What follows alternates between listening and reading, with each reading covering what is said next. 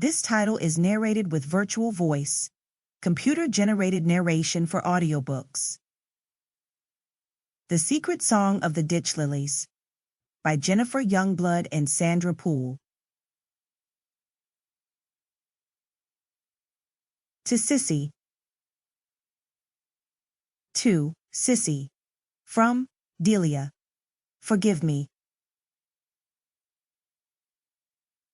The Dream. Every lily has a song, Mama used to say, even the ditch lilies. But theirs is a secret song, and you have to get quiet enough to listen. Shh, listen to the song of the lilies that's playing against the beating of your heart. It's been there all along. It always started the same way, with her feet making a soft, sucking sound against the damp earth. A bloated moon hung low and full, too heavy for the sky to hold.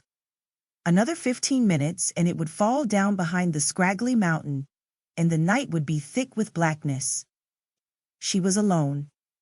That much she knew, not because she couldn't see anyone else, but because her isolation was so complete that it wrapped every inch of her body. She walked without purpose through the tangled woods with its vicious vines that were hedging her in every direction. And yet there was something that drove her forward, something that kept willing her to take step after step. She could only imagine it at first, a tiny flicker of light, a conjure of the imagination that was gone before her next breath. The darkness was a heavy blanket against her eyes. She strained against it, trying to poke through the nothingness. And then another light flickered in the distance, but this one was stronger. How long she walked toward it, she didn't know. Time had no boundary. Then she felt the voice. It was barely above a whisper, yet it cut through to the bone in a way the wet never could. No, not a whisper but a chant. An even rhythm that rumbled and ebbed like the distant beating of a heart. She stole forward. They must not hear her. They must not know she was there. And then they came into view. There were 3 of them. She couldn't see their faces, but there was something familiar in their movements. The one was feverish and wild, the other more careful and unsure.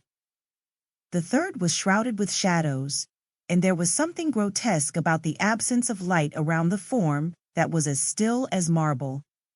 She wanted to walk away. What did it matter? But then the younger girl turned her head, and she caught the curve of her chin and whimpered at the recognition. Sybil! Here in the darkness! No! Her heart began to pound, and she tried to get the words out. She had to warn her. There was something terrible in the woods. She had to get them away, but they just kept swaying to the rhythm that was changing to a maddening fast beat. And then the still figure felt her presence. She tried to back away, but it was only a thought because her feet were useless. It willed her to stay.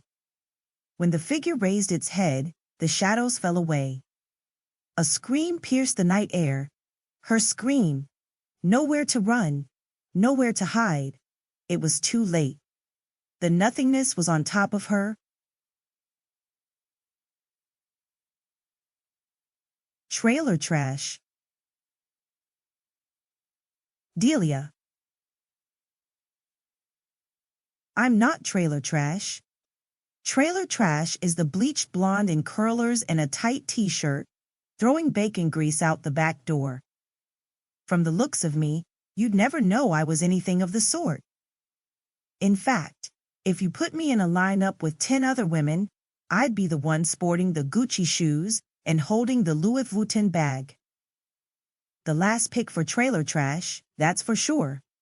A nip here, a tuck there, $150 haircut. It's like a peach with a rotten core. Juicy or not, how many layers do you have to mold around it to cover up the stench? That's the $1 million question. $1 million? Huh, it'll take more than that to help me figure this one out. I always thought that if I ran fast enough, I could put enough distance between me and that rusty blue trailer with the flaps of underpinning hanging out the bottom like. To keep listening to this audiobook, I've left you a link in the description so you can do it at no cost thanks to Audible's 30-day free trial.